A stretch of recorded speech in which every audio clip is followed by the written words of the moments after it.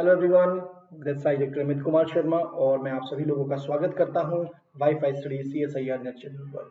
और जो so dear all, you are welcome in the 45 day crash course. मेरा referral code है Amit S10, जो कि यहाँ नीचे दिया गया है। और आप जब आपका मन होगा सर क्यों बता रहे हो रेफरल कोड, इसके बारे में भी मैं अभी आपको बता देता हूँ। तो सबसे पहले जानते हैं फॉर्मली मेरी अदर क्लासेस के बारे में। Yeah, the first one is a 45 day crash course जिसमें हम क्वेश्चंस डिस्कस करते हैं जी। क्वेश्चंस डिस्कस किए जाते हैं और आप अभी 45 डे क्रैश कोर्स में ही हो, और जो कि मंडे टू फ्राइडे होती है, जिसका टाइमिंग 11:30 AM होता है और प्लेटफॉर्म होता है जी WiFi study CSIR NET channel, right. तो क्या है सर ये WiFi study CSI NET channel? WiFi study CSI NET channel YouTube पर अवेलेबल है, और वाईफाई की जगह आप सिंपली ये भी लिख सकते हो Unacademy CSIR NET channel, Unacademy CSIR NET channel. तो आपने अगर अनअकैडमी CSIR नेट चैनल भी लिख दिया ना, तो तब भी आपको मिल जाएगा जी। आपको क्या करना है, प्लेलिस्ट में जाना है, प्लेलिस्ट में जाकर के मेरे नाम से मेरी सारी वीडियोस को आप सर्च कर सकते हो। That is a good thing of this one, ठीक है जी। तो चलिए जी, क्या सर वाईफाई स्टडी या अनअकैडमी CSIR नेट चैनल पर ही आपकी सारी क्लासेस हैं? तो बात आती है नहीं जी। तो चलिए अदर प्लेसेस कौन कौन से हैं ये भी जान लेते हैं। The another class is the special class, जिसमें हम प्रीवियस ईयर क्वेश्चंस को डिस्कस कर रहे हैं जी। और इसका प्लेटफॉर्म होता है जी अनअकैडमी, और इसका टाइमिंग होता है जी 9:30 PM। बट टाइम चेंज होता रहता है, इसके लिए आप फॉलो वाले बटन पर क्लिक करके रखिए। एवरी डे होती है जी ये class. Another class is a plus class. Plus class एक ऐसी क्लास कंप्लीटली स्ट्रक्चर्ड होती है, जिसमें हमने अभी लीनियर अलजेब्रा का कोर्स चला हुआ है जी। ओके, प्लेटफॉर्म होता है जी अनअकैडमी और टाइमिंग होता है जिसका 11 AM, 11 बजे सुबह सुबह आपको ये मिल जाएगी जी प्लस क्लासेस लीनियर अलजेब्रा। तो लेकिन इस क्लास को अगर आप चाहते हैं कि मैं एक्सेस करूं, तो इस क्लास के लिए आपको लेना पड़ता है जी सब्सक्रिप्शन, अभी बताते हैं। लेकिन ये क्लास आपकी फ्री होती है, स्पेशल क्लास। इस क्लास के लिए जस्ट और जस्ट आपको अनअकैडमी लर्निंग ऐप पर अनअकैडमी लर्निंग ऐप पर क्या करना होगा जी, अपना अकाउंट बनाना होगा। सिर्फ अकाउंट बनाने का, और ये कहाँ से मिलेगा आपको? मोबाइल के प्ले स्टोर में लिखते ही अनअकैडमी लर्निंग ऐप आपको मिल जाएगा जी। सो दैट मीन्स जैसे ही आपने इंस्टॉल किया है आपको, उसके बाद उस पर अकाउंट बना लीजिएगा, स्पेशल क्लासेस में जाइएगा, उसमें मेरे नाम से मेरी क्लासेस को सर्च कर सकते हैं जी। प्लस क्लासेस के लिए सब्सक्रिप्शन लेना होगा। सर क्यों प्लस क्लासेस के लिए सब्सक्रिप्शन क्यों? देखो, इसमें कंप्लीट कोर्स कराया जाता है आपका CSIR नेट का। जिसके पास भी सब्सक्रिप्शन है उनको पूरा कोर्स कराया जाएगा जी। That is a good thing. Second thing is that one, आप सभी टीचर्स की PDF नोट्स मिल जाएंगे, सभी के मॉक टेस्ट लगा पाओगे। सो दैट मीन्स, और क्लास के अंदर क्या होता है जी, सबसे पहले हम थ्योरी यानी कि कंसेप्ट को डिस्कस करते हैं, की पॉइंट्स को डिस्कस करते हैं, कौन सा पॉइंट है जो इसमें हमें प्रिकॉशन रखनी चाहिए, उन पॉइंटों को डिस्कस किया जाता है।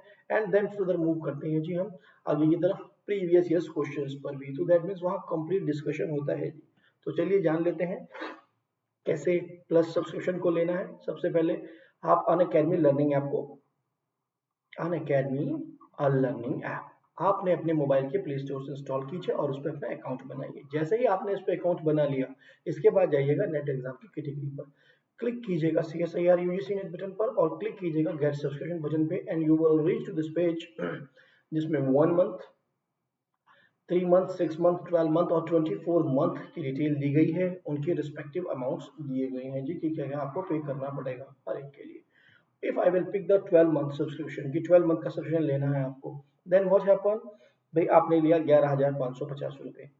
बट अगर आपने ये कोड यूज कर लिया, what is this code? The referral, इसको कहते हैं रेफरल कोड। मेरा रेफरल कोड है अमित S10, अमित S10। इसको अगर आपने यूज कर लिया तो यही अमाउंट आपका रिड्यूस हो जाएगा जी। This will become 10,395 rupees. Is it okay? So that is a good thing. तो आप इस रेफरल कोड को जरूर यूज कीजिएगा जी, जैसे ही आप सब्सक्रिप्शन ले रहे हैं। तो बहुत सारी बातें मैं कर चुका हूँ सब्सक्रिप्शन की। तो आप ऐसे जैसे ही प्रोसीड टू पे पे क्लिक करेंगे, प्रोसीड टू पे पे क्लिक करते ही you will reach to the page जहां वो आपसे पूछेगा कि भाई आप किस मोड में अपना अमाउंट पे करना चाहते हो। नेट बैंकिंग के थ्रू करना चाहते हो, क्रेडिट कार्ड से अपना पेमेंट करना चाहते हो, या फिर EMI ऑप्शन को ऑप्ट करना चाहते हो। सो जस्ट माइनर गाइडलाइंस जो भी है प्रोसेसर वो फॉलो करना है, and you will get your subscription. चलिए जी, सबसे लास्ट स्लाइड पे चलते हैं, जो हमारी लास्ट फॉर्मल स्लाइड है। इसमें क्या, भाई स्ट्रेटजी और एग्जाम पैटर्न के बारे में डिस्कस किया गया है, जो न्यू स्टूडेंट है उनके लिए बेस्ट होती है ये। तो वो जान सकते हैं कि भाई क्या स्ट्रेटजी चली, क्या एग्जाम का पैटर्न रहा पहले, और कौन इसको एग्जाम को कंडक्ट कराता है, ये सारी बातें हम यहाँ पर डिस्कस करते हैं जी। और how to manage C S I note, ये अपने आप में एक कला होती है जी मैनेज करना। सो दैट मीन्स ये न्यू और ओल्ड दोनों स्टूडेंटों के लिए अच्छी है। अनदर वन, भाई लिस्ट क्या है, बुक लिस्ट क्या है जी C S I mathematical sciences exam paper के लिए। तो सारे जो लिंक्स दिए गए हैं सारे के सारे ही Unacademy C S I R NET को या फिर WiFi study C S I R NET channel को उसके हैं जी। ओके, सो चलिए जी काफी सारी बातें हो गई हैं मेरे बारे में, अनअकैडमी के बारे में, प्लस सब्सक्रिप्शन के बारे में। तो क्यों ना आप क्वेश्चंस पे चला जाए जिसके लिए हम यहाँ पर हैं। तो चलिए जी स्टार्ट करते हैं फर्स्ट क्वेश्चन से। क्या दिया गया है, let T is a transformation R9 to R9, क्या दिया गया है जी, नोटिस कीजिएगा। टी एक मैपिंग दी गई है हमें R9 से R9 पर, vector space over the field and vector space over the field R9 over R9 right over R be a linear transformation. तो पहले ही इसने क्या बोल दिया इसको, जो ये ट्रांसफॉर्मेशन टी है, टी इज अ लीनियर। तो ये इंफॉर्मेशन होगी 9 से 9 पे जा रही है और ये लीनियर है। इससे क्या मतलब हुआ, एंड टी की power 5 is equal to 0। Okay, T to the power 5 is equal to 0, बल्कि उससे पहले कोई नहीं है। टी की पावर के इज नॉट इक्वल टू 0 जब भी के की वैल्यू लेस देन 5 है। मीन्स क्या हुआ इसका देखो ये आपको क्या कहना चाह रहा है, और फिर उससे आपने पूछा क्या है ये भी देख लीजिए। रैंक ऑफ टी आपसे निकलवाने की बात कर रहा है। ये ट्रांसफॉर्मेशन है, इसने क्या इंफॉर्मेशन दी, जो मेरे पास करस्पॉन्डिंग मैट्रिक्स बनेगी। Okay, so what will be the order of this matrix, the matrix का ऑर्डर मिलेगा जी 9 क्रॉस 9। इसने इसने क्या इंफॉर्मेशन दी, दिस वन इसने इंफॉर्मेशन दी मुझे टी की पावर 5 इज इक्वल टू 0, उससे पहले वो 0 नहीं है। इसका मतलब जो मेरे पास मैट्रिक्स बनी है ना तो ये 0 है, that is not equal to the 0 matrix. ऐसा नहीं कि आप सोच ले कि 0 मैट्रिक्स ले लो, नहीं। और कोई भी उससे पहले यानी कि T square T cube T 4 तक कोई भी और भी 0 नहीं है। और T5 का 0 का मतलब क्या हो गया जी, यानी कि जो मैट्रिक्स है मेरी उसकी अगर मैं 5 टाइम मल्टीप्लाई करता हूँ दैट इज इक्वल टू 0। और इसका मतलब क्या हो गया जी, मैट्रिक्स मेरी निलपोटेंट हो गई है। दिस इंप्लाइज दैट मेरा क्या होगा जी, T is a nilpotent operator, nilpotent operator. So ये इंफॉर्मेशन हमने निकाली। देखो क्या इंफॉर्मेशन थी, सबसे पहले हमने जो इसका डोमेन और कोडोमेन था इसके रेस्पेक्ट में देखा, मैट्रिक्स का ऑर्डर कितना होगा जी 9 क्रॉस 9। टी की पावर 5 इज इक्वल टू 0 ने कहा, इस इंफॉर्मेशन ने हमें कहा कि भाई ए 0 नहीं हो सकता है, बट टी की पावर 5 0 यानी कि मैट्रिक्स जो बनी है उसका 5 करने पे 0 है। और कोई भी मैट्रिक्स जिसका n A to the power n is equal to 0 हम क्या बोलते हैं, अगर ए की power n is equal to 0 हम उसे बोलते हैं निलपोटेंट मैट्रिक्स। और इस जो लीस्ट वन होता है इसे क्या बोलते हैं, nilpotency index. This is the nilpotency index. तो T is a nilpotent operator, हमें इतना इंफॉर्मेशन मिल गई। अब इसने एग्जामिनर ने आपसे पूछा रैंक, हमें क्या लग रहा है, सर ये तो लीनियर ट्रांसफॉर्मेशन का क्वेश्चन है। नहीं नहीं नहीं नहीं नहीं, ये लीनियर ट्रांसफॉर्मेशन क्वेश्चन नहीं है बेटा, ये आपके पास जॉर्डन ब्लॉक्स के थ्रू आपको देखना होगा। देखो अब आप नोटिस कीजिए, यहाँ से हमें इंफॉर्मेशन क्या मिली थी, 9 क्रॉस 9 की मैट्रिक्स है। तो चलिए जी कुछ फॉर्म बनाने की मैं कोशिश करता हूँ आप लोगों के सामने। क्या हमने कहा कि जो हमारे पास मैट्रिक्स है दैट इज ए मैट्रिक्स, और किसकी, 9 क्रॉस 9 की मैट्रिक्स है। इसने कहा कि टी की पावर 5 इज इक्वल टू 0, यानी कि इसमें एक 5 क्रॉस 5 मैट्रिक्स का एक ब्लॉक पड़ा हुआ है जी, नीलपोटेंट ब्लॉक। ध्यान रखिएगा इसमें एक नीलपोटेंट मैट्रिक्स है। ओके, नाउ देन आप फर्स्ट ऑर्डर की देखिए, अगर मैं कहूँ कि भाई मेरे पास जो है मैंने कहा कि 0 1 0 और 0 नीलपोटेंट मैट्रिक्स है, ऑर्डर इंडेक्स जिसका 2 है नीलपोटेंसी इंडेक्स, यानी कि a square is equal to 0। Okay, इसको इंटेंशनली दिखा रहा हूँ बेटा मैं आपको, यहीं से आपको रैंक मिल जाएगी 0 1 0 0 0 1 0 0 और 0। What is this matrix, that is A cube is equal to 0, यानी कि एक ऐसी मैट्रिक्स जिसका निलपोटेंसी इंडेक्स 3 है। अब 4 का भी मन करेगा आपका जानने का, 0 1 0 0 0 0 1 0 0 0 0 1 एंड 0 0 0 0। आपको क्या लगा जी? ये मिल गया जी। आपके पास क्या होगा जी? a की power 4 is equal to 0। So this is nilpotence आपके पास निलपोटेंट मैट्रिक्स ऑफ इंडेक्स 4 की मिल गई जी।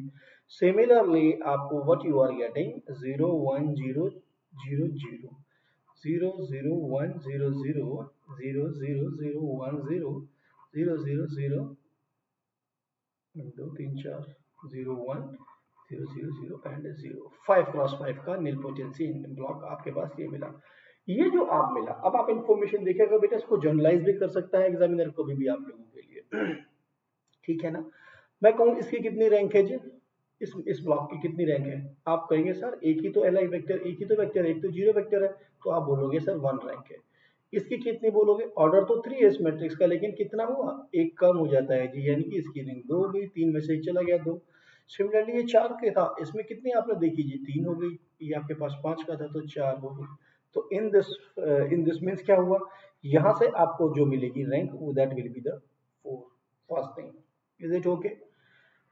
ओके। अब आपके पास आप एक बात जानते हैं, जिस ऑर्डर का इसमें टी की पावर 5 इज इक्वल टू 0 है, 5x5 का आपके पास मैट्रिक्स ब्लॉक मैट्रिक्स मिल गई है। अब जितने भी ब्लॉक्स इसमें बनाओगे आप, they will be of either the same order 5x5 के, या फिर 5 से छोटे होंगे जी। अब अगर मैंने 5x5 ले लिया, जितने भी ऑर्डर जो बनने वाला है मेरा, उनका सम जो है 9 ही आना चाहिए। लेकिन अगर मैंने 5x5 का ले लिया यहाँ पर, तो देन व्हाट हैपन? भाई मैंने कहा कि 5x5, सो ये दोनों 5 मिलके क्या होंगे? 5 प्लस 5 तो 10 हो जाएगा जी। जबकि मुझे क्या चाहिए? 9 चाहिए। तो इसके लिए मुझे क्या करना होगा? That means I have to change the order. तो मैं इस ऑर्डर को चेंज कर दूंगा जी। सो कैसे ऑर्डर चेंज करते हैं जी? देखिएगा अभी। सबसे हाईएस्ट ऑर्डर कितना ले सकता हूँ? उसके बाद का मैंने कहा कि 4 ले सकता हूँ जी। दैट मीन्स 4x4 का मैंने यहाँ पर देखो, नीलपोटेंट मैट्रिक्स है, यहीं से पता लग गया all eigens values are zero, इसी ने इंप्रेस कर दिया। All eigen values are zero, सारी जीरो है। तो जीरो के रिस्पेक्ट में ही आपने बनाई है जी इम्पोर्टेंट ब्लॉक्स, ठीक है ना? सो दिस इज द थिंग जो मैं आपको यहाँ इन्फॉर्म करना चाह रहा हूँ। सिमिलरली जीरो के रिस्पेक्ट में आप ये बना रहे हो। सो यहाँ पर कितनी रैंक थी इसकी? इसकी रैंक थी जी 3, राइट? तो टोटल जो आपके पास 9x9 की मैट्रिक्स है, उसमें अपर बाउंड क्या आ गया जी? दैट इज अ 7, यानी कि रैंक ऑफ टी लेस और इक्वल टू 7 होगी। पहली बात, आप इसको जिस भी फॉर्म से देखोगे, कोई भी ऐसे डी की power 5 is equal to 0, T की power 4 is equal to 0, T की पावर 2 भी दे दे, हाउ टी की पावर 2 इज इक्वल टू, अगर इस प्लेस पे 0 दिया हुआ है तो we have another formula. But आप इसको रूल से भी लगाओगे तो तब भी निकाल सकते हो, ठीक है ना? मैं रिवीजन करा दूंगा, अभी रिकॉल करा दूंगा इसको बाद में। सो सबसे पहले मैंने देखा टोटल 9 लेके आना है, मैंने 5x5 का एक ब्लॉक बना दिया। अब या तो इसके बराबर या फिर इससे छोटे ब्लॉक के बना सकता हूँ। तो मैंने देखा इससे छोटा कम कौन सा हो सकता है, इससे 9 मिल जाए। मैंने देखा 4x4 का ले लीजिए, तुझे 9 मिल जाएगा। तो यानी कि 5+5 इज इक्वल टू 9 हो गया मेरे पास। सो इससे जो मिली मुझे रैंक 4 मिली, इससे मुझे मिली 3, तो टोटल मैट्रिक्स की जो रैंक होगी दिस विल बी द 7। तो ये अपर बाउंड है, rank will be less than equal to 7। तो सबसे पहले ऑप्शन में देखिए जिसमें 7 ना हो ना उसको हटा दीजिए। थर्ड ऑप्शन, इसको खत्म कर दीजिए, ये तो नहीं हो सकता है जी option. Now then come to the another block. Another possibility क्या है? हमने कहा कि चलिए जी ठीक है, एक तो आपने ये बना दिया।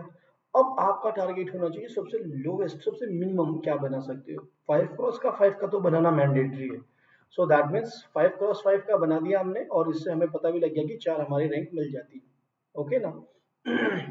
अब और हम इससे छोटे कम ऑर्डर के क्या क्या आइगन वैल्यू लेकर, जीरो लेकर के कौन कौन से ब्लॉक बना सकते हैं? हमने कहा जीरो जीरो मैट्रिक्स बना लेते हैं जी। Zero single, zero single, zero single और जीरो। तो 4 ब्लॉक बना लीजिए मैंने, 1x1, 1x1 and 1x1 and 1x1 के जी। सो अगर मेरे पास जीरो मैट्रिक्स है, सिंगल एक ही ब्लॉक पड़ा हुआ है, जीरो मैट्रिक्स है, तो what is the rank? Zero sir. So that means इनसे तो कुछ भी नहीं मिला ना जी, इनसे ये तो सब के सब जीरो जीरो जीरो दे रहे हैं। So these are giving you the rank 0 0 and 0। So total rank कितनी हो गई जी? रैंक, तो इसका मतलब क्या हुआ जी? आपके पास जो रैंक थी that is A greater than equal to 4। क्यों 4 से बड़ी? क्योंकि सबसे छोटा ब्लॉक यही बन सकता है, और सबसे बड़ा ब्लॉक आपके पास इसके बाद यही बन सकता था। सो दैट इज ए थिंग कि रैंक जो होगी इन दोनों के बीच में लाएगी। ये आप जेसी फॉर्म्स बना रहे हो, एग्जामिनर आपसे ये पूछे कितने नंबर ऑफ जेसी फॉर्म्स बन सकती हैं, this are you are creating. ठीक है ना बच्चा लोग। So that means what we have done, हमने कहा कि okay rank of T lie between, यानी कि 4 और 7 के बीच में लाई करेगी। अपने ऑप्शंस देख लीजिए, इसमें 3 आ गया है ना जी, ये इसलिए कैंसिल हो गया, तो B is the only answer for this one. What I have done, think about that. मुझे यहाँ से इंफॉर्मेशन मिली थी, मैं पेन चेंज कर लेता हूँ बेटा। मुझे यहाँ से इंफॉर्मेशन मिली थी कि जो मेरे पास मैट्रिक्स है, उस मैट्रिक्स का ऑर्डर जो है 9 क्रॉस 9 होने वाला है जी। जैसे ही मुझे ये इंफॉर्मेशन मिली, इसने इंफॉर्मेशन दी थी कि मेरी मैट्रिक्स निलपोटेंट है। निलपोटेंट होते ही मुझे पता लग गया था सारे आइगन वैल्यूज उसके 0 हैं। तो देन आई थिंक कि जैसे फॉर्म से बनाइए, क्योंकि यही आपके पास मिनिमल, इस ऑर्डर का एक फैक्टर होगा उसके मिनिमल पॉलीनोमियल में, because this will annihilate to the matrix. Okay, so that means मैंने देखा कि ठीक है, आपके पास 5 क्रॉस 5 का एक ब्लॉक मैट्रिक्स मिल गई। नाउ देन आज मुझे देखना था इससे कम या इसके इक्वल ऑर्डर की, तो मैंने देखा कि ठीक है, इसके छोटा जो हो सकता है, इससे जस्ट एकदम छोटा जो हो सकता है वो 4 हो सकता है, जिससे 9 हो जाए। मैं सेम भी रख सकता था, लेकिन सेम तब मेरे पास ये ऑर्डर एंड एक्सीड हो जाता है, ज्यादा हो जाता है इससे, तो ऐसा नहीं होना चाहिए था। तो मैंने क्या किया, इससे कम लिया। इन दोनों का सम मेंटेन रखना जरूरी है कि ये मेरे पास यही वाला एन आए बेटा। ठीक है, तो मैंने ऐसा किया बिल्कुल जैसे फॉर्म के तरीके से ना। तो सबसे बड़ा बड़ा ब्लॉक बनाया, बिग ब्लॉक बनाया मैंने, और स्मॉल ब्लॉक्स बनाए। तो उनसे मैंने देखा इन ब्लॉक्स की रैंक कितनी है, 4 थी, इसकी 3 थी, तो 7 से छोटी और इक्वल होगी, और इन सब में यानी कि सबसे बड़ी होगी। और accordingly I opt my options. Examiner ऐसा क्वेश्चन भी बनाता रहता है। हो सकता है नेक्स्ट टाइम आपके पास क्या करें, ये सब ना दे करके वो उठा करके यहाँ पे 3 रख दे, 2 रख दे, तो ऐसी कोई भी बात हो तो आप इजीली डील कर सकते हैं उसको। Is it okay? चलिए जी, मूव करते हैं नेक्स्ट क्वेश्चन पे। लेकिन नेक्स्ट क्वेश्चन पे जाने से पहले आई विल चेक दैट कि everything is working properly with the software और नॉट। Is it working? या that's fine and that is working, no problem. So let us move to the next question जी। Next question हमें क्या information देता है? अरे भाई, ये हमें एक मैट्रिक्स दे दी गई है जी। Let T R2 to R2 such that this is then the transition matrix with respect to the standard basis is that। भाई ट्रांजिशन मैट्रिक्स वो मैट्रिक्स होती है जो कि भी आपके पास बेसिस से ऑप्टेन होती है, तो क्यों ना हम इसकी यूजुअल बेसिस ले लें। ठीक है, अब हमने देख लिया है कि V is nothing, V is isomorphic to क्या है, R2 है आपके पास, R2 और R ही बना हुआ है। ठीक है, सो this is a vector space. तो इसकी बेसिस, स्टैंडर्ड बेसिस क्या होंगी जी? मैंने स्टैंडर्ड बेसिस लगा, इसके फाइंड आउट कर ली, 1 0 और 0 1। These are the two basis जिससे मैं सारे के सारे एलिमेंट्स पूरे R2 को ऑब्टेन कर सकता हूँ। ओके, नाउ देन अब हमें ट्रांसफॉर्मेशन क्या दी गई है जी, t of x Y. What is this value? The value of this one the x cos theta plus y sin theta minus x sin theta plus y cos theta. ये हमें value दी गई है जी t ऑफ एक्स वाई की। भाई t of 1 0 रख लीजिए। t ऑफ 1 0 की वैल्यू क्या आ गई जी? x की value 1, so that means you are getting the cos theta. ये तो 0 हो गया जी, और यहाँ से क्या मिला जी? माइनस के sin थीटा, और यहाँ से क्या मिला जी? 0। That is a thing. अब रूल क्या कहता है भाई, इन दोनों को you should write this, alpha की वैल्यू यहाँ पर 1 0 प्लस बीटा की वैल्यू और 0 1। तो अब यहाँ से क्या हुआ जी? This is equal to alpha and beta. So alpha की वैल्यू क्या आ गई जी? अल्फा इज इक्वल टू आ गया आपके पास cos theta, beta is equal to आ गया जी आपके पास minus sin theta. So that means what happened, cos theta minus sin theta is equal to कितना हो गया जी? cos थीटा 1 0, ओके, आपके पास minus sine theta and 0 1। This is the simple सा रूल। सो यही प्रोसेस अपनाते थे, लेकिन बेटा स्टैंडर्ड बेसिस अगर यूजुअल बेसिस है ना, तो जो वैल्यू आती है वही आपके मैट्रिक्स में। तो मैट्रिक्स में आप सबसे पहला टर्म क्या लिखोगे? तो first term you will write the cos theta, second term you will write the minus sin theta। okay, now you will think about the, क्योंकि कॉलम वाइज रख देते हैं ना, तो फर्स्ट कॉलम हमने ये रख दिया। Similarly now you will find out at 0 1। सो 0 1 पे गए जी हम, तो x की वैल्यू हमने 0 रख ली, ये खत्म, और बचा क्या? sin theta. एंड देन यहाँ पर x की वैल्यू 0 हो गई जी, यहाँ से क्या मिला? cos थीटा, ये मिल गया जी हमें। जैसे ही ये वैल्यूज हमें मिली, अब हम क्या करेंगे, वापस इनको इसी लिनियर कॉम्बिनेशन में रखेंगे। बट मैं तो बताया था सेम मिल जाते हैं, आप चाहें तो देख भी सकते हैं बेटा। अल्फा 1 0 रखोगे प्लस बीटा बीटा 0 1 रखोगे, सिमिलरली अल्फा बीटा मिला तो अल्फा की वैल्यू आपके पास मिल गई जी साइन थीटा, बीटा की वैल्यू मिल गई कॉस थीटा। तो सिंपली क्या हुआ जी आपके पास sine theta comma cos theta is equal to क्या sine theta 1,0 plus cos theta 0,1। So that means इसी को कॉलम वाइज रखना है। तो क्या हुआ जी sine theta and cos theta. अब थोड़ा सा शॉर्टकट देखिए इसका। पहली बात तो इन सब चीजों को निकालने की हमें आवश्यकता नहीं होती है। जब भी हम स्टैंडर्ड बेसिस लेके चल रहे हैं ना, what ever is the value keep them in the column. और जैसे कि आपने पहला कॉलम रखा तो देखो अपने ऑप्शन में पहला कॉलम कौन सा को डिस्कार्ड कर रहा है। फर्स्ट कॉलम में ये तीनों डिस्कार्ड कर दिए थे तो ऑप्शन तो यहीं पे करेक्ट था हमारा, ठीक है ना। But the process is this one. So हमें दोनों चीजों से केयरफुल रहना है जी। चलिए जी मूव करते हैं नेक्स्ट क्वेश्चन पे। नेक्स्ट क्वेश्चन हमें क्या इंफॉर्मेशन देता है जी। Yes, the true transformation t such that r3 to r2 and such that r3 to r square defined as। क्या डिफाइन की गई है जी, देखो जी हमें एक ट्रांसफॉर्मेशन t है वो भी r3 से r2 के पास गई है, और जो दूसरा ट्रांसफॉर्मेशन है s वो भी आपके पास R3 से R2 के पास ही गया है जी। और Tx को भी डिफाइन किया हुआ है इन्होंने, T of x y comma z is equal to x plus one y plus z. और एक्स वाई जेड कैसे डिफाइन किया गया है जी, x y z is equal to determinant दे दिया है एंड जीरो या तो मॉड्यूलस दे दिया है एक्स का, ठीक है। तब पूछा है, अच्छा लीनियरिटी की बात पूछ रहा है जी। आई डोंट थिंक सो कि ये बहुत ज्यादा आपको देखना पड़ेगा बेटा।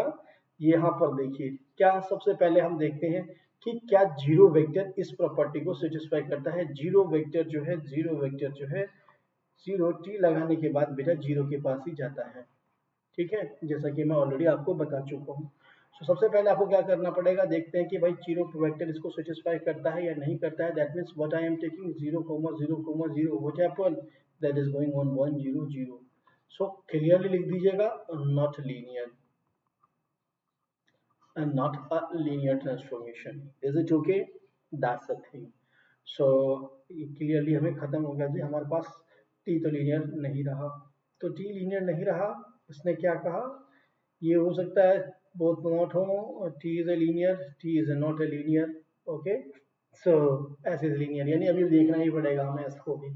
एस की तरफ भी अप्रोच करते हो तो आप नोटिस करो जीरो जीरो वेक्टर में तो से कोई दिक्कत नहीं हो रही है, एक ही था बेटे। तो आपने जब क्या किया, यहाँ पर जीरो जीरो वेक्टर लिया तो कोई दिक्कत नहीं थी, आप लिख सकते थे कि मॉड ऑफ जीरो जीरो, यानी कि जीरो वेक्टर तो बिलोंग है, जीरो तो है इसके पास, जीरो वेक्टर में कोई दिक्कत नहीं है। लेकिन ड्यू टू दैट वन क्या, मैंने कहा कि भाई मैं दो वेक्टर्स ले लेता हूँ इसके पास। मैंने एक u1 ले लिया जी, एक u2 ले लिया जी। ओके, u1 ले लिया और u2 ले लिया। u1 भी मेरे पास क्या हो गया जी mod of x comma zero हो गया जी, और u2 मेरे पास क्या हो गया जी mod of y comma zero हो गया जी। u1 प्लस u2 के ऊपर अगर मैंने t ऑपरेट कर दिया तो definitely what this will not satisfy the inequality. तो क्या होगा आपके पास, so that means what happen, और इवन दो स्केलर मल्टीपल भी आपके पास प्रॉब्लम कर जाएगा। So this what happen, that is also not linear.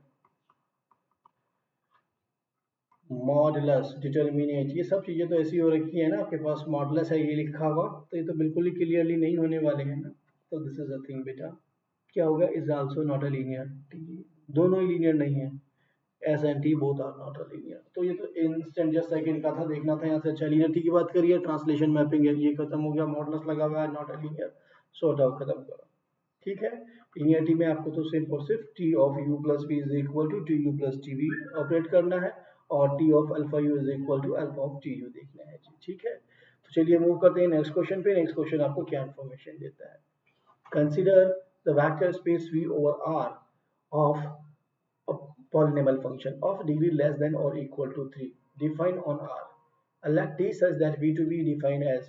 तो बेटा देखो आपको ट्रांसफॉर्मेशन दे दी गई है, और ये कहाँ से है, किसने कहा, पॉलिनोमियल दिए गए हैं ऑफ डिग्री लेस और इक्वल टू 3। तो आप ये भी जानते हैं कि भाई जब पॉलिनोमियल होता है तो उसकी बेसिस में क्या क्या बेसिस के एलिमेंट क्या होते हैं, भाई हम कहेंगे 1 एक्स एक्स स्क्वायर, और डिग्री 3 तक का है ना, तो यानी कि 3, ये पूरे पूरे डिग्री लेस और इक्वल टू 3 तक के सारे पॉलिनोमियल्स को जनरेट करते हैं विद ये आपके पास जो एलिमेंट चार बेसिस में दिखाई दे रहे हैं, 1 एक्स एक्स स्क्वायर और एक्स क्यूब। यही इसने कहा था, V is a vector space of the polynomial, ठीक है, ऑफ डिग्री लेस और इक्वल टू 3। तो हमने ठीक है जी ये ले लिया। उसके बाद क्या कहा, T डिफाइन कर दिया है जी हमने। T is a mapping from V to V, किस तरीके से कि T के अंदर अगर मैं कोई भी fx लेता हूँ, कोई भी पॉलिनोमियल लेता हूँ, so this is equal to fx minus x f dash x हो जाएगा। देन पूछ रहा है रैंक ऑफ टी क्या होगा, तो ऑब्वियस सी बात है कि अब हमें मैट्रिक्स निकालनी पड़ेगी इसके कॉरस्पॉन्डिंग, ठीक है। तो बेसिस के रिस्पेक्ट में निकालते हैं हम। तो सबसे पहले टी ऑफ 1 देख लेते हैं जी क्या वैल्यू आती है। टी ऑफ एफ एक्स की वैल्यू जब मैंने 1 ली, तो टी ऑफ 1 is equal to what, 1 minus x into constant का डिफरेंशिएशन करेंगे तो क्या आएगा, 0। सो दिस इज 0, तो what happen, this is equal to 1।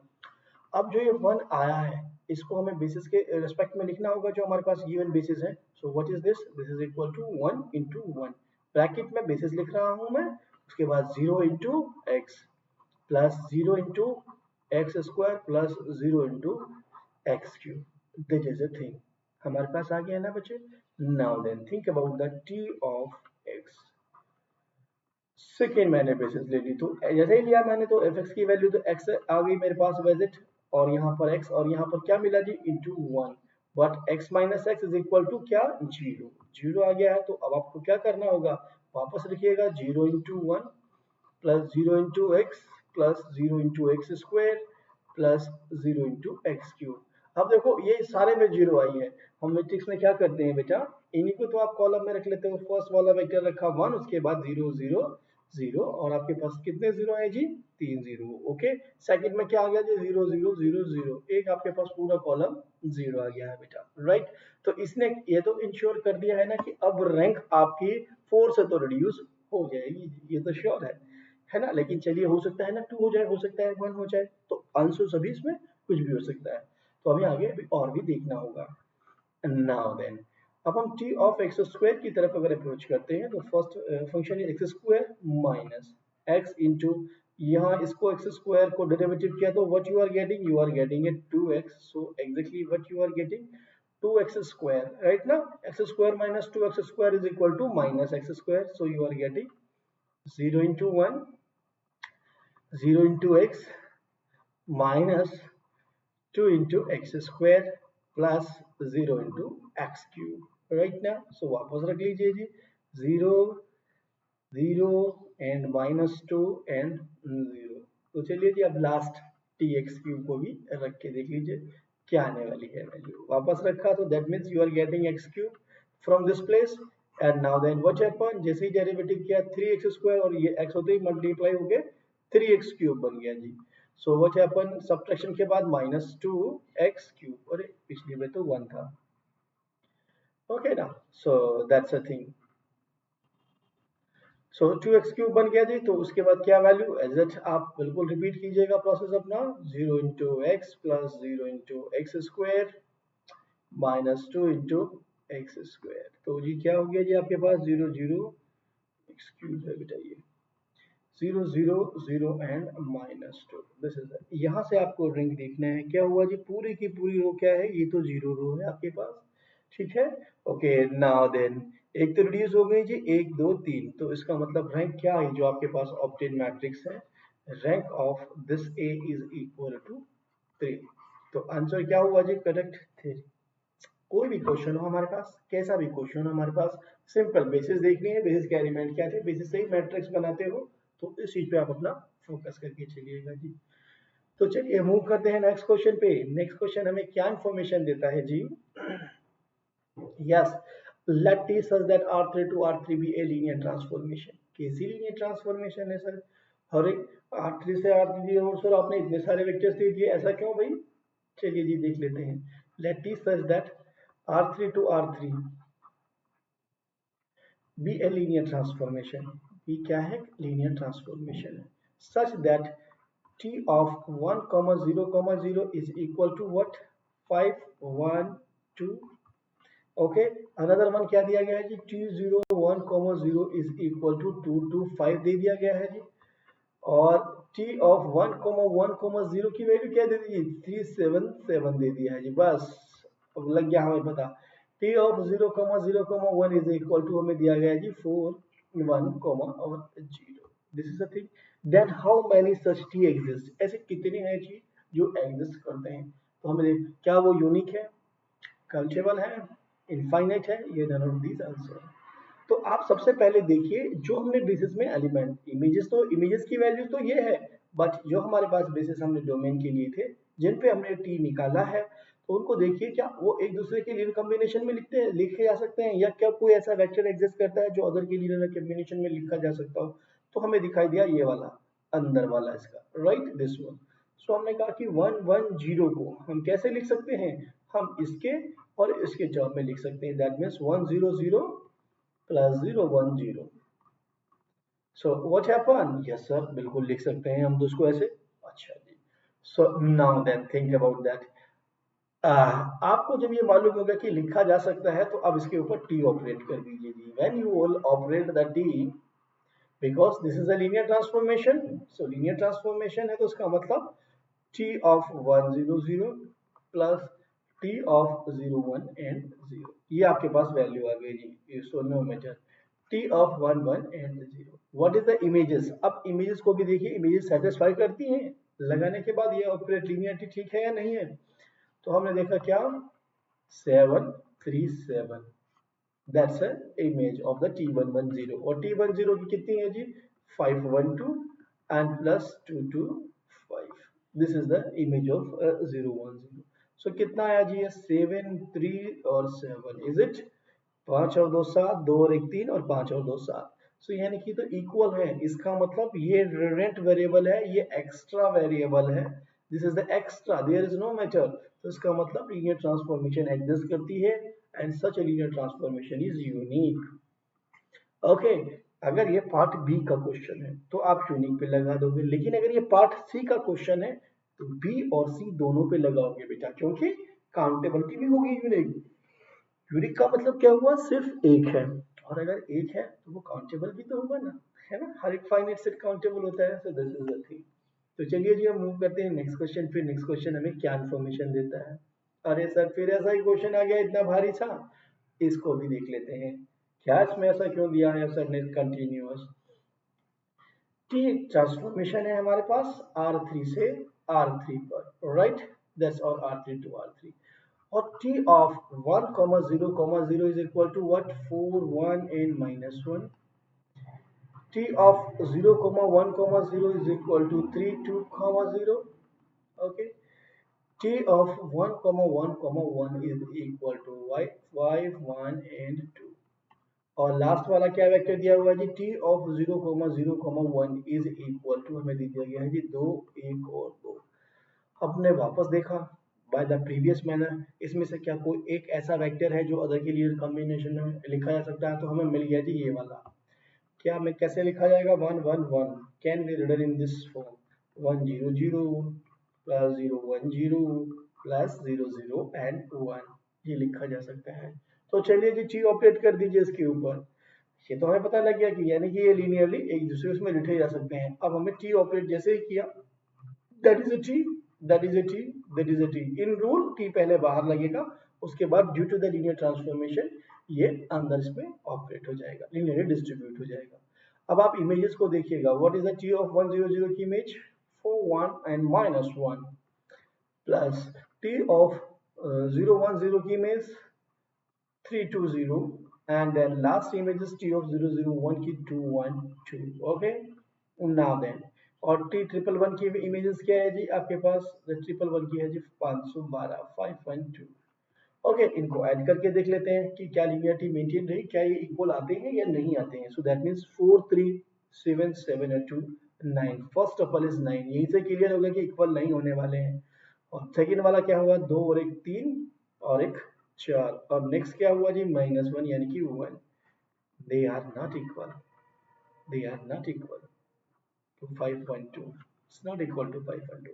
this implies that no such t exist। इसका मतलब क्या हुआ जी, no such t exist।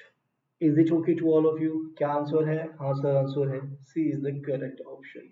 तो चलिए जी मैं चेक कर लेता हूँ कि एवरीथिंग इज वर्किंग प्रॉपरली और नॉट हियर। ओके,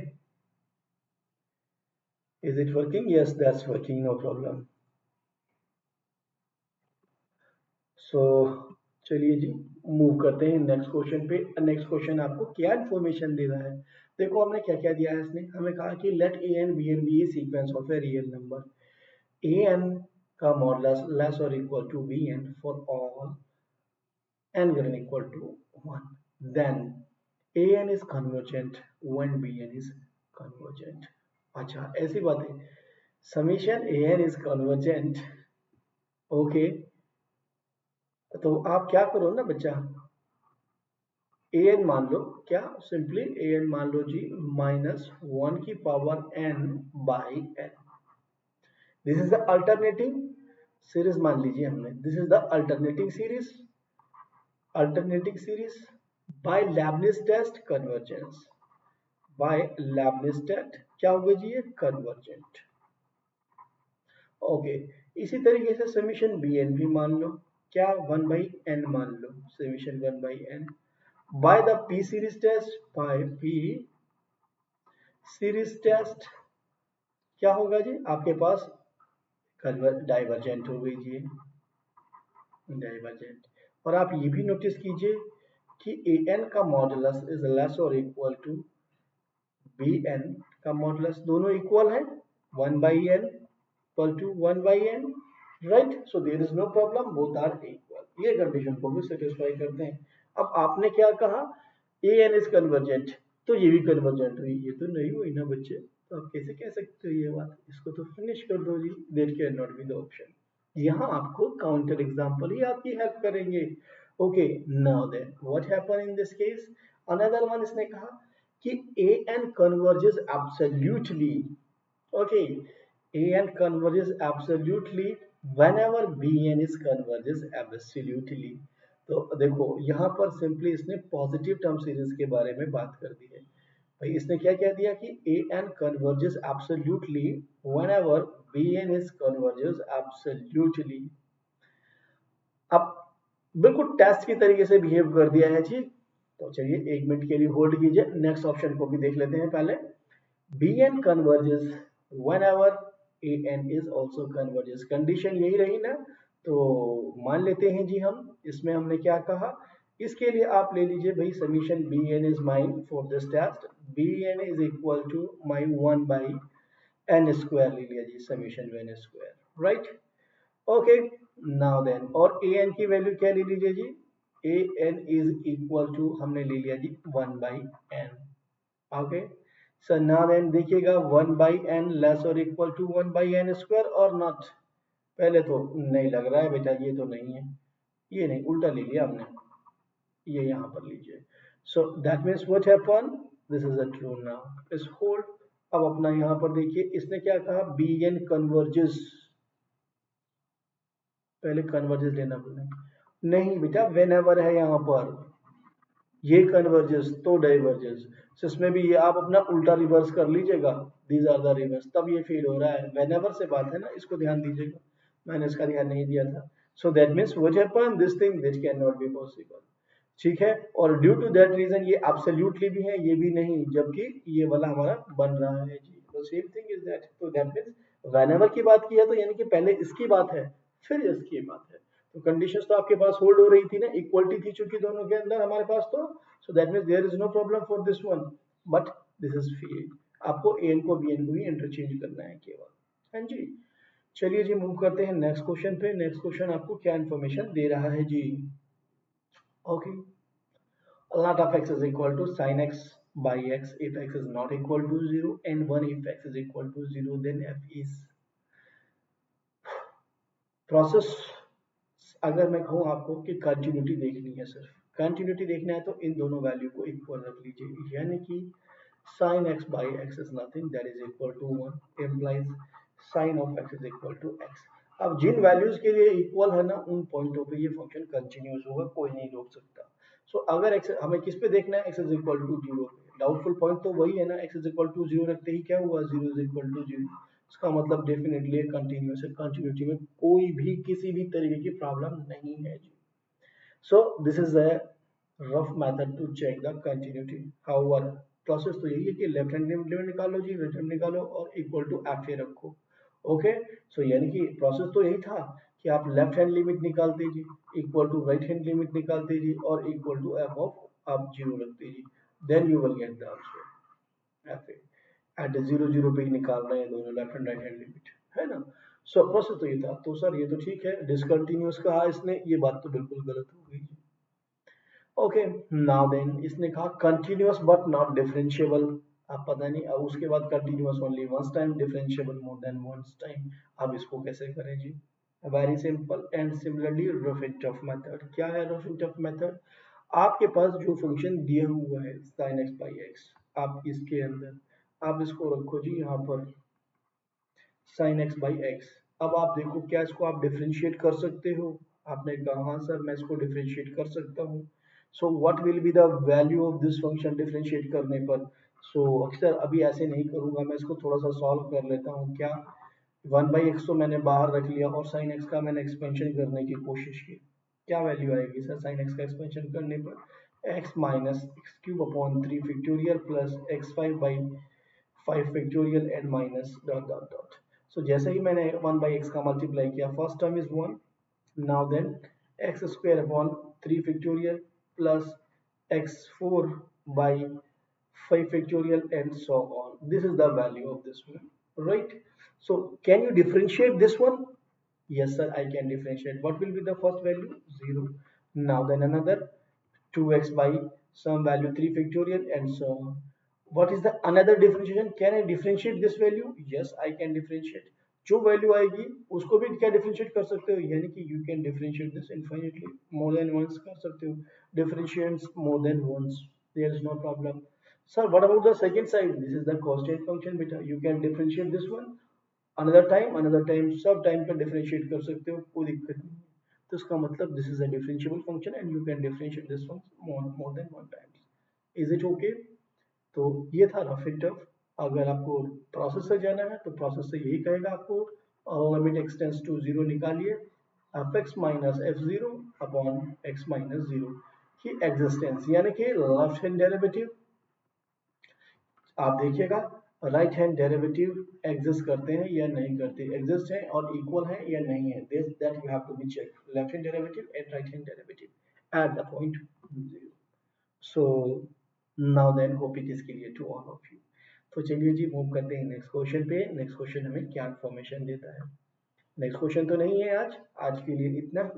आप थे wifi study C S I N channel पर, और आप इसको कह सकते हो जी Unacademy C S I N channel भी, ठीक है। Thank you very much. Like कीजिए, शेयर कीजिए और सब्सक्राइब कीजिए wifi study C S I N channel को। Okay then, thanks for being here. Thanks.